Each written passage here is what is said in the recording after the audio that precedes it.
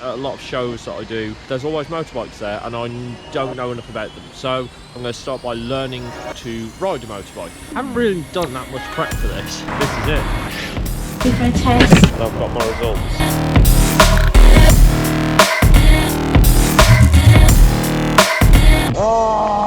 I'm learning to ride these today and I'm doing my test on Monday, so in 2 days' time.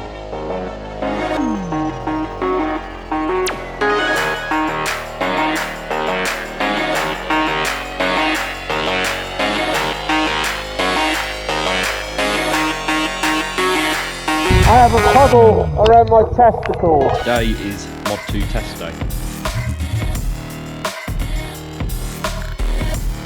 I'm back from doing the test.